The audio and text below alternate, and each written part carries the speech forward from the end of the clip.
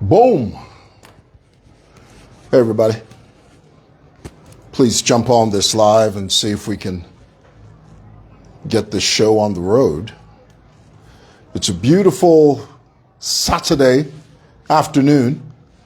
It's 13 in the 100.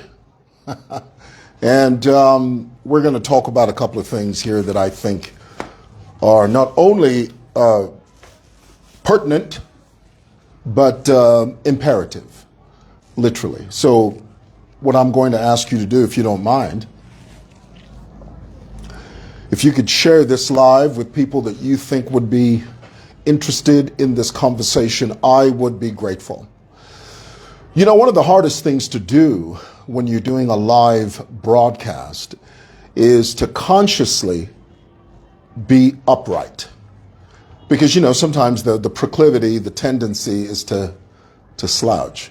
And when you slouch like this, it gives you a very subdued sort of, you know, overwhelming posture. But when you sit up straight like this, chest out, shoulders broad, the volume, what's wrong with the volume?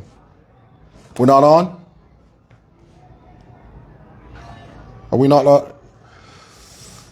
Let me double check this, because you know sometimes people just say that just to throw me off, and what I need is for you guys to tell me that I'm loud and clear, please. Sometimes people just say that just to throw me off. No, we're fine. Volume is good. Yeah, I notice on my lives there are people that they try to sabotage your live, especially when you've got to watch out for people that jump on and they say things like volume. There's some people that are genuinely interested in your broadcast, and if there is a problem or a challenge with the volume, they will tell you, because there truly is. But then there's another group of people that they just want to sabotage you, and they know that the moment they say we can't hear you, it disrupts your train of thought, and then you start fiddling with the phone and the mic, and yet the whole time the sound is fine. So it's important to have reliable, always ask, so that 2 or 3 people that say it's fine, then you go with it. Never just, I've learned my lesson. Never react, never respond to the first person that says volume. Always test it out. Always ask the people. And I'm always grateful to you guys that are genuinely here to genuinely listen to what I have to say on this topic.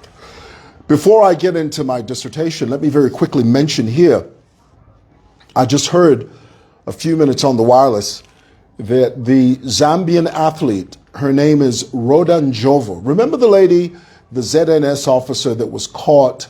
Well, she wasn't caught. She recorded a videotape of her and her female sexual partner engaged in a sexual act. You know, one of them was touching the diamond between the meeting of her partner's thighs. You could clearly see their mammaries and their upper torso. That's a very nice way of saying breasts. So anyway, what happened is that videotape leaked. And when they were challenged, this young lady, Rhoda Njovu, she says the person that released and leaked her videos was her coach, wait for it, and her ex-partner. Several things wrong there. First of all, anytime a coach, I don't care who they are, is having a relationship with one of their athletes, red flag, that's never a good thing. Second of all, let's not negate, let's not ignore, let's not sidestep the fact that in this country, in this Zambia, this republic has laws against that sort of thing.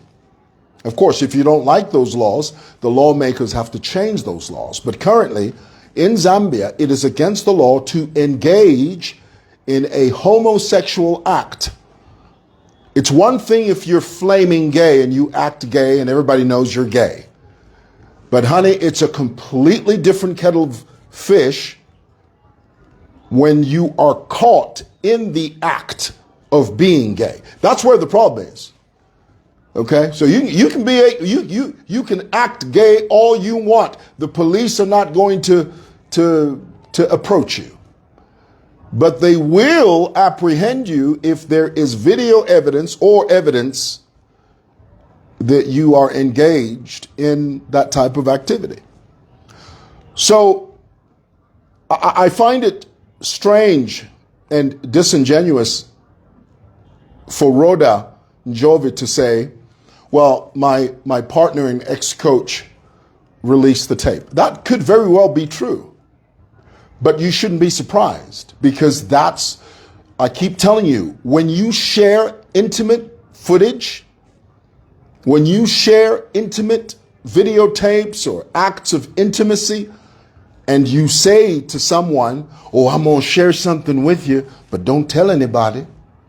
I'm going to send something to you, but you better not share it with anybody else. Well, that's code, C-O-D-E. That's code for, when I send it to you, send it to the entire planet and the Milky Way and the edge of the universe. That's what that means. So what's the rule? The rule is simple. If this, then that. If you record, someone's going to release it. If you record, somebody's going to leak it if you share it. So don't share it, number one. But most importantly, don't record it. There's a reason it's called intimacy.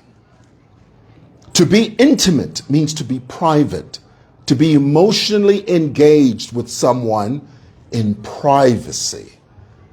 Intimacy. Do you understand that? Yeah? Are you getting that? I think you are. All righty. The other thing, I just wanted to very quickly mention Halle Berry. You guys remember, hey Stacey B, I see you. You guys remember Halle Berry, David Justice. I know I've talked about this, but there is an update to this story.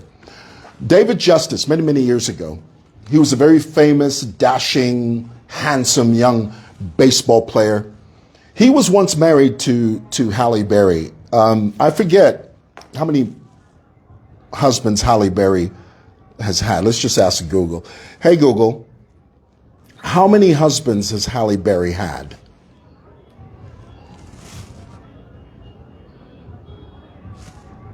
Oh, hey, Google, how many husbands has Halle Berry had? This is just a question.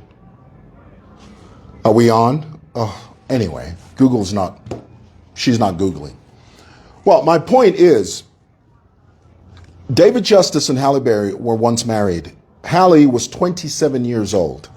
Now, you have to think back to a time when everybody wanted Halle Berry. She was the creme de la creme of American beauty. She was up there with the best of them, if not the best. And here it is, this young baseball player named David Justice. They got married. A few years later, they got divorced. The rumor that was on the street was that Halle Berry was in a very abusive relationship.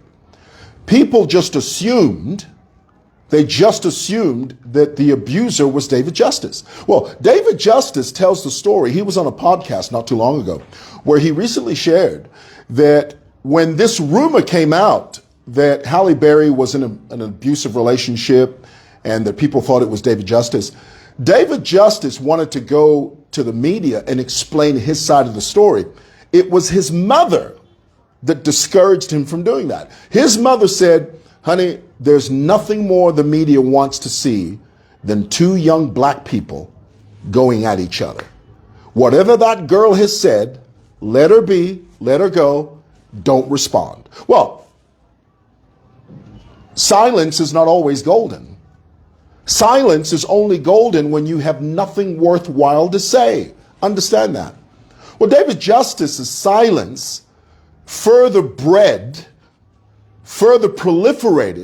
this rumor that he was abusive towards Halle Berry. So it is only recently where he came out, finally, just barely a month ago, from what I understand. David Justice said, you know, the reason Halle Berry and I got divorced was because I realized that she wasn't a homely girl. She didn't like the idea of being a wife who cooks, cleans, takes care of her home. She didn't strike me as someone that does that. And so that, amongst many other things, led to our divorce. That was David Justice. In a response to that, Halle Berry recently posted photos of her and her new beau. You know what a beau is? Her new boyfriend. In Louisiana, they say beau. They're out in the Bahamas or somewhere, and Halle Berry posts and she says, I'm cooking, I'm cleaning, and I'm enjoying my kids, or something like that. Well, when I saw that, my first thought was, yeah, well, Halle, you can say that, but the truth is, David Justice had you in your prime. You gave David Justice the best years of your life. 27, a 27-year-old Halle Berry versus a 59-year-old Halle Berry. She's got a new boyfriend now, yeah, but who's the real winner here? 27-year-old Halle Berry? 59-year-old Halle Berry? Doesn't really add up. So I think that, and the lesson here, I always say this, when you see the red flags, and guys, here's the thing. If it doesn't bother you to have a woman that doesn't cook and she's not the conventional wife, if that doesn't bother you, you're fine. If you're the type of guy that doesn't mind having a woman that doesn't cook and clean and be domestic, you're fine. But if those things are important to you, do you know that there are some men, and I'm one of them, and I'm not ashamed to say this, and I think we need to hear more men say this. There is nothing better than a wife that cooks for you. Nothing. You can have a gourmet chef come in 6 days a week. You can have a maid that can cook up a storm. It pales into utter insignificance compared to your wife who knows how to cook, who knows your favorite meals, who knows exactly what you like, and she does it. Honey, there is nothing in the world better than that. I would rather have that than Chef Boyardee. I would rather have that than what's his name? The guy that swears, the British guy. His name escapes me. Gordon Ramsay. I would rather have a woman that and not only cooks, but knows how to cook that traditional Zambian food, boy. Tell you what, that's heaven there, boy. But again, if that's not you, that's not you. And you're fine to do that. But if it's important to you, love is not going to cover that up. At some stage in your marriage, it's going to bother you. It's going to be it's going to drive a wedge between you and your loved one, your wife, or your wife, your woman wife. Okay. Anyway, thought I'd share that with you guys. Guys, let's get into it. Let's talk about this. I want to talk to you about Lily Mutambo. And I want you to really understand where I'm coming from, because by virtue of my age, and I'm very proud to say this, I've had the privilege, and I don't say this boastfully, I say it as a matter of fact. Okay, because, in Zambia, when you say things like, hey, what are you fighting? You see, sometimes you have to explain everything to a Zambian. Okay? I say this as a matter of fact. I've had the privilege, I've had the pleasure over my lifetime to meet and sit and engage one-on-one with every single president since our first president. That means all the way from Wakaunda to the current. Now, I'm not saying that I've gone on vacations with them. No, my point is I have engaged with them.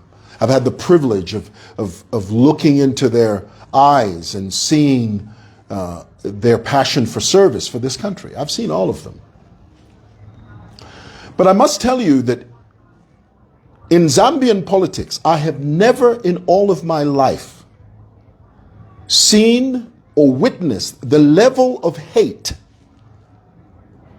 that comes from members of the Patriotic Front towards Hakainde Hichilema. I've never seen this level of hate. Guys, there's a difference between opposition politics, speaking on the other end of the political divide, because that's democracy, that comes with it. There's a difference between that and downright vile hate for someone, simply because you hate them. Before Hakainde Hichilema became president, this whole thing about his tribe, the PF tried everything within their power. They even sent their surrogate. At the time, it was Chishimba Kambwili, it was Chilufyate, all these people who were sent to disparage HH based on his tribe. The implication was, this Tonga cannot be president of this country. They tried to attach the tag of selfishness, you know, this stereotypical selfishness that people have. No, he's Tonga, that means he's selfish. And he's not. They tried all of these machinations. It was so bad that EcL himself, the former and sixth late president of this republic, EcL himself famously said, surely one day we're going to have a Tonga president, but not this Tonga. What's wrong with this Tonga? No, we are going to have a Tonga president, but not this one. Everyone except this one. Really? Any reason why? No, just anyone but this one. The Zambian people saw through that. And can I tell you what made it even more sinister? And this is a shroud, a covering, a camouflage that EcL used to use to justify his position. And it's this. Do you know that EcL could speak Tonga? From what I understand, EcL could speak Tonga quite fluently. I mean, he could carry out a Tonga conversation quite well, from what I understood. And every so often he would use it in an attempt to demonstrate that he's not anti-Tonga. But here's the caveat. Everyone down here knew that the Tonga language to the PF supporters equals UPND. Therefore, UPND is the enemy.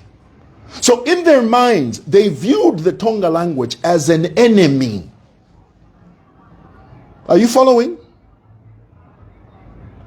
Down here, in the market, in City Market, BH, Chainda, during the PF, you couldn't speak Tonga. The president could speak it.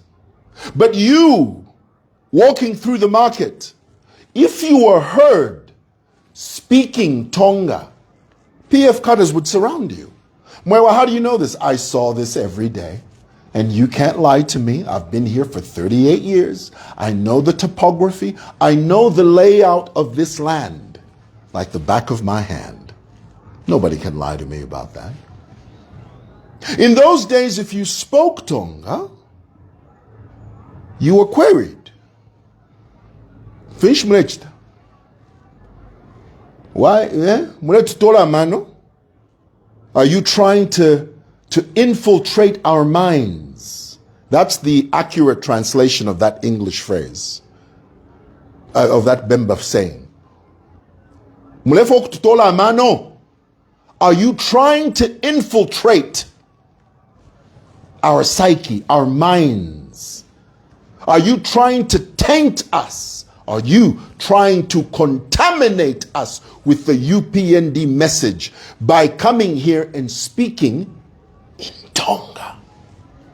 Oh, they would take you to task. And there would be no one to assist you. No one to help. There was no one to rescue you. You were literally on your own.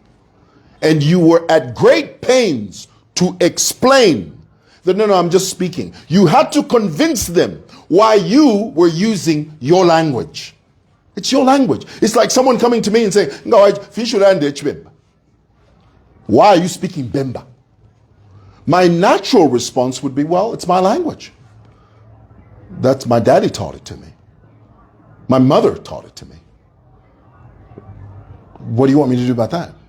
It's where I grew up. No, you can't speak Bemba here. Why?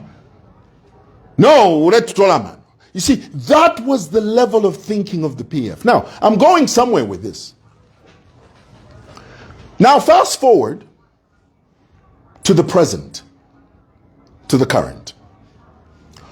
You have a young dissident in the name of Francis Kapwepwe. And I've said this and I'll never stop saying this.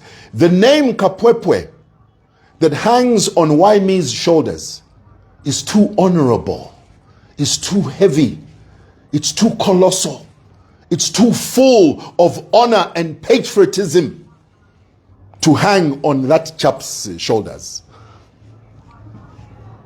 Francis Kapwepwe, EcL, otherwise known as Why Me?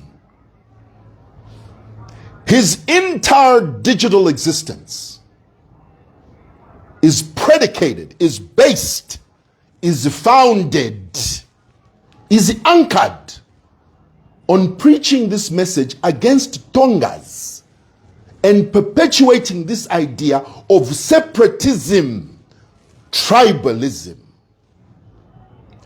If you look at Why Me and think he's inconsequential, you are sadly mistaken.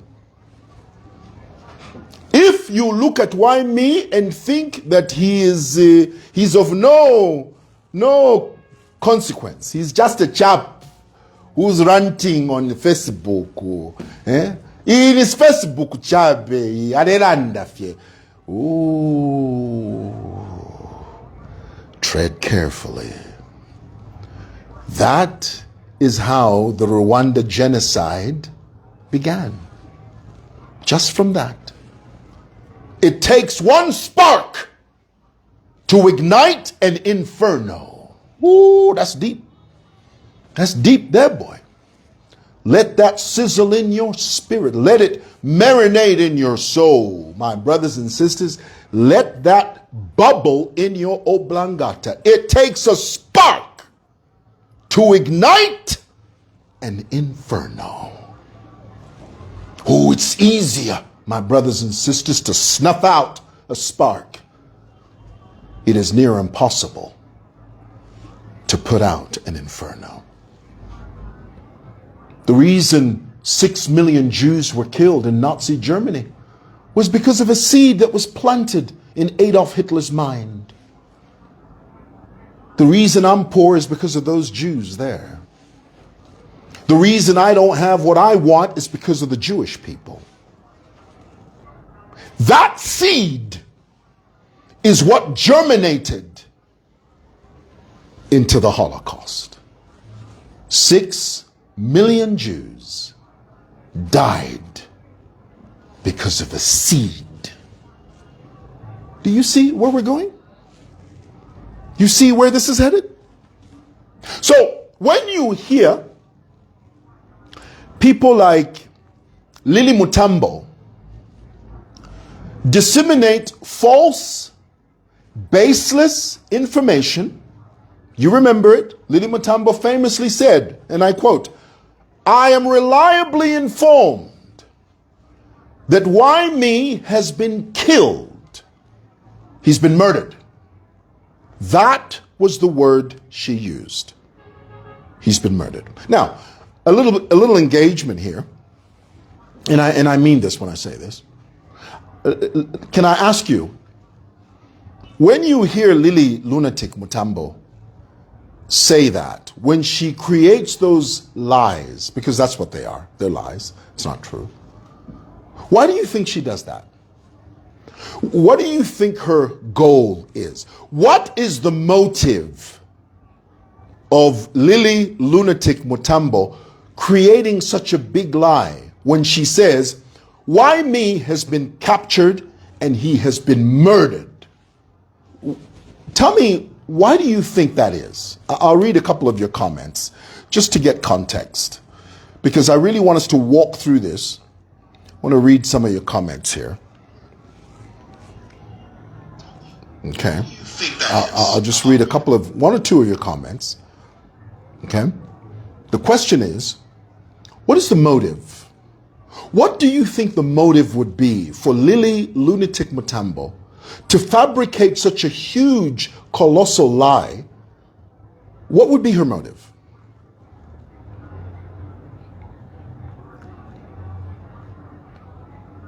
Perfect. Jane, how do I pin this comment? This is the answer. Jane Chona, to cause civil unrest. That's the motive. Never mind that she's paid. Never mind that. But the core motive is for her to cause civil unrest. Hear me when I say this to you, and please grasp what I'm trying to communicate. There's nothing patriotic about that. Lily Mutambo is the type of person, because she hates HH so much, she would be very happy to see Zambia embroiled in a civil war for her amusement.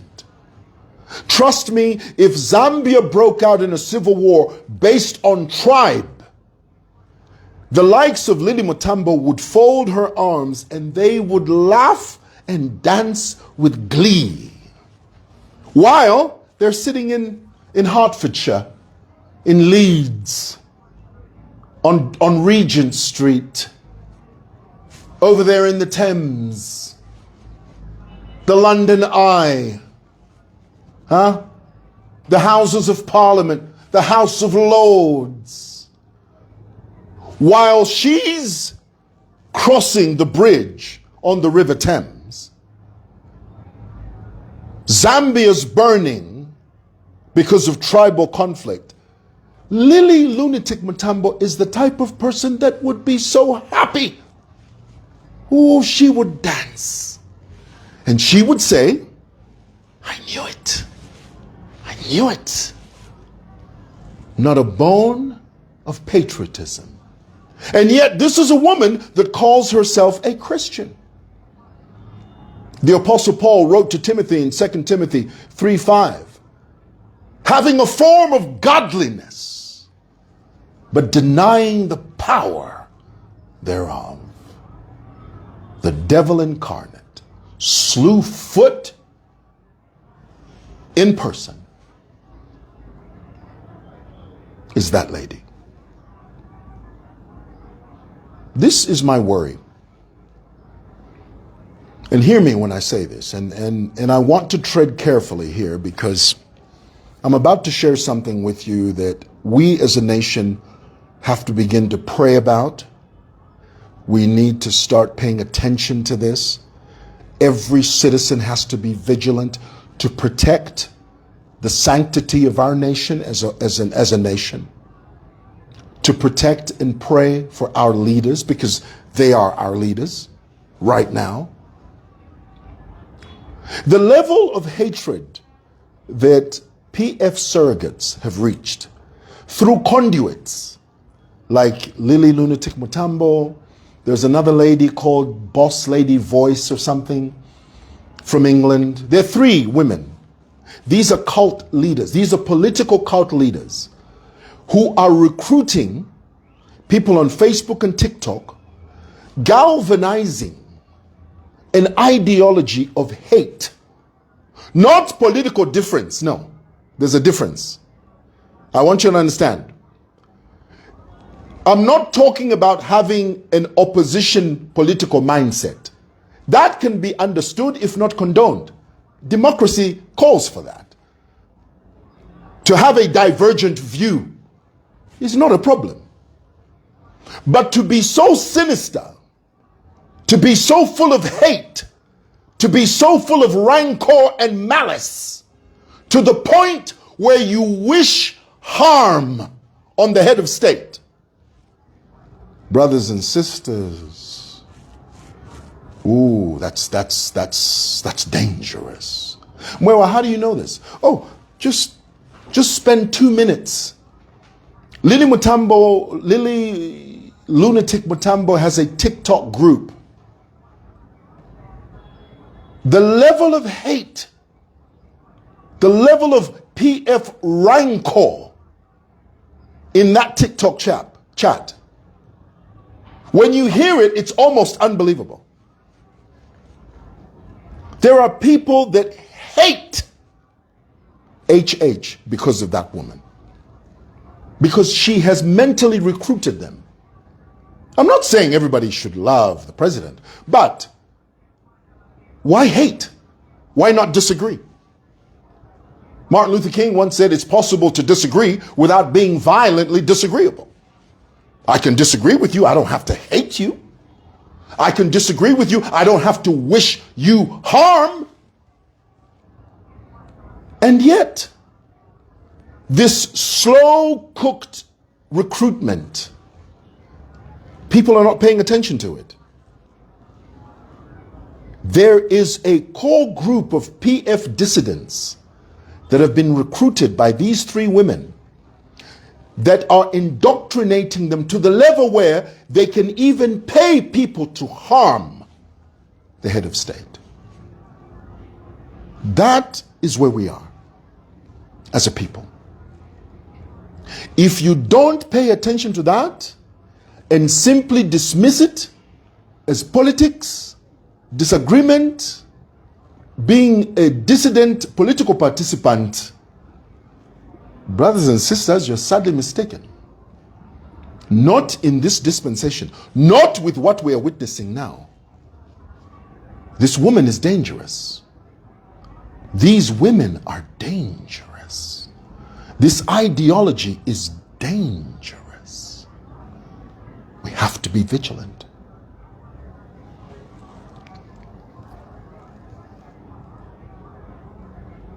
The main reason Lily Lunatic Mutambo comes up with these flights of fancy, these lies of why me being killed. She even went as far as saying there were 4 UPND officials. Notice how she'll never mention the officials because she doesn't know. Because it's not true. She's just making it up. These are people that take lies and they magnify them. Take a little small lie and turn it into a big lie. The lunatic Mutambo is very good and very adept at focusing on attention on other people's shortcomings. And yet she chooses to ignore hers. And the reason she highlights your shortcomings, anyone, especially women, she loves to, if a woman talks bad about her, she talks about the woman's husband. Yeah, that's why your husband is cheating on you. She doesn't even know anything. She's just throwing it out there just to create conflict in that marriage. She has no data on anyone. She just she takes a little piece of meat, a little tiny smidgen, and then turns it into a steak. Why? Because she's the queen of division. And yet, if you look at her personal life, it's a mess. Her professional life, in doldrums. Lily Mutambo is in criminal court all the time. She brought Zambians to the UK, charged them money, promised them jobs that they never saw, got money on false pretense. She owes the British government more than £33,000 in statutory obligations and fees that as a company you're supposed to pay. How do you know this? Guys, companies in England, that's public knowledge. As long as you've got a registered company, that's public knowledge. There's nothing secretive about that. And yet, she's on a high horse, talking about this, that, and the other. A marriage that doesn't function, has no time for her children, no time for her husband. The reason she's on TikTok, the moment she does a TikTok, a Facebook Live, immediately she goes on TikTok. She will spend 3 hours on Facebook, 2 hours on TikTok. That's 5 hours of live coverage every single day. You know why? Because her pages are monetized in the UK. So for her, it's a source of income to try and start paying back what she owes. She has to do it. She has no choice. It's sink or swim for her.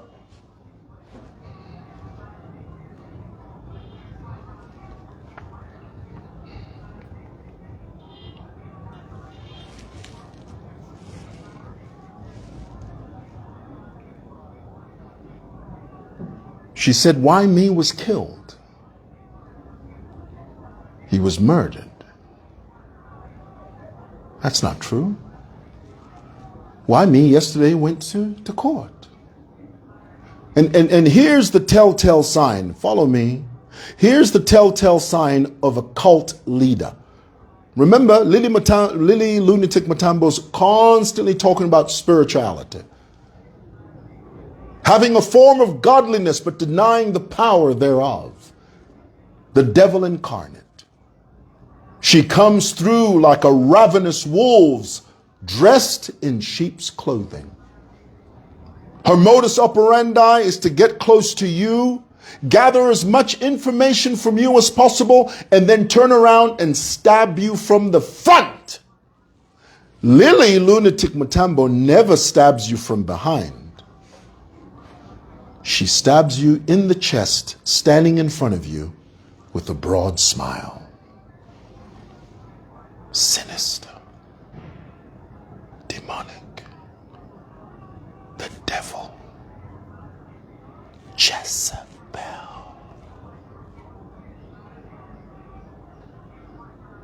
When the news broke out that Why-Me was not killed, was not murdered, because she said he was, remember what she said? No, that was me putting pressure. Without my pressure, it wouldn't have come out. The police were denying. The police never denied. Let's be clear.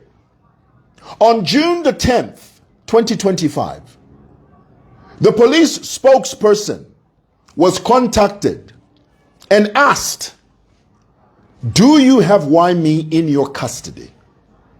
Ray's response was, as I'm standing here now, I don't have that information. Keep in mind, being a police spokesperson, you can't speak off the cuff.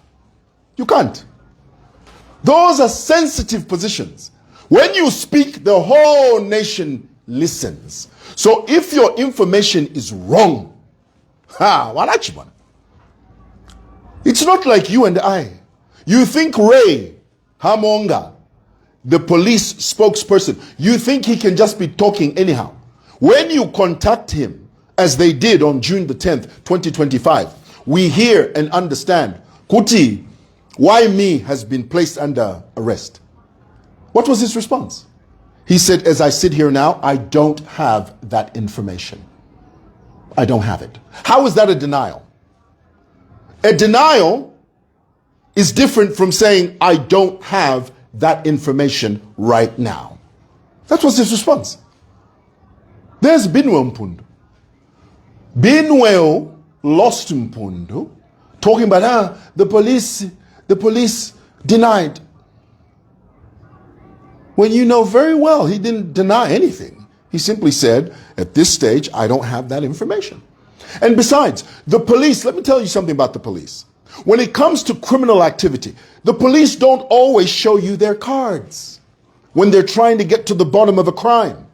They don't have to tell you everything. They don't. Why? Because they're trying to get to the bottom of a crime. What's the point of calling the police and immediately the police spilling everything that they know in the name of transparency? No, no, no, no. That's not how the police works. And you know that.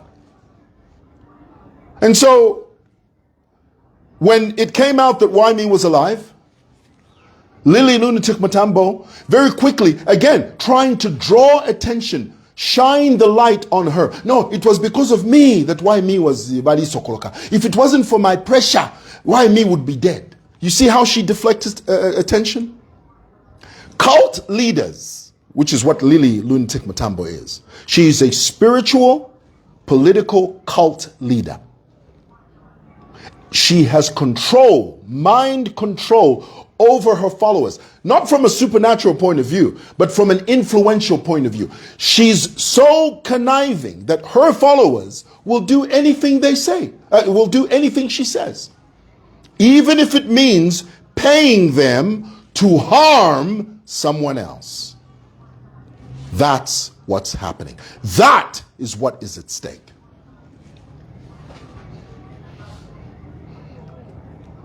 Miles Sampa. And let me say one last word on that. Lily Lunatic Mutambo, even when caught in inaccuracy, even when caught in a lie, will never apologize. Never. You will never hear one word of apology from that skank.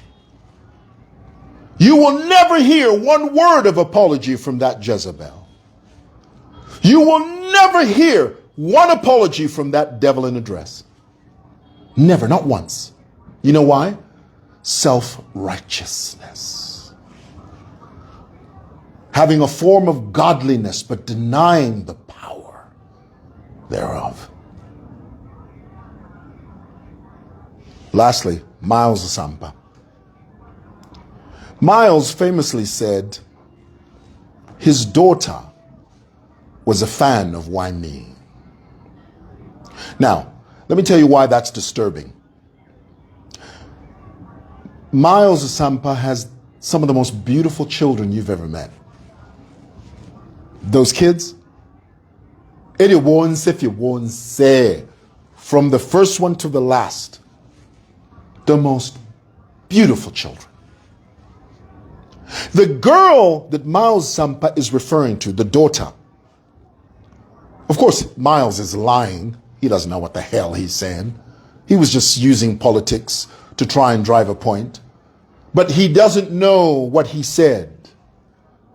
The little child that Miles Sampa was referring to, there's not one fiber in her body that can even remotely gravitate towards tribalism. Olo one. Olo day. The child is such a wonderful child. And for Miles to insinuate and to imply, Kuti, my daughter is a big fan of Waimi, implying that his daughter is a big fan of tribalism. Woofy.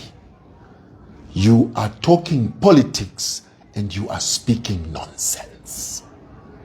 How dare you? How dare you implicate a beautiful child in such nonsense and rigmarole? There's not a fiber, there's not a bone of tribalism in that child. How dare you insinuate that? Miles has now said, well, my whole election as PF president was fraudulent. It was a fraud. The whole thing was a hoax. You're a hoax. You are a hoax. You have no political stamina. You have no political dexterity. You don't have any political foundation. That seat that you hold in Matero is fraudulent. Everything about your political career is based on a lie. It's fraudulent. Do you understand that? God give us men and women that love this station so much that they are obvious patriots. Patriotism is not just a word. You see that flag there? Fly it high and fly it proudly. Protect this. The nation comes first. This country comes first. Not your political agenda. Not your PF agenda. Not your PF machinations. Not your recruiting people to hate the head of state so much so that you are willing to pay people to harm the administration physically. That's dangerous. Keep an eye on them. Their machinations are not going to work. Greater is he that is within me than that's within the world. I am persuaded that he's able to keep that which I have committed unto him against that day. This nation is going to survive your machinations. It will live beyond you. It will survive beyond the PF agenda, which is divide and conquer. The Zambian people see through you, and you're not going to get away with it. Now you run and tell that. All right. Thought I'd share that with you. Thanks for watching.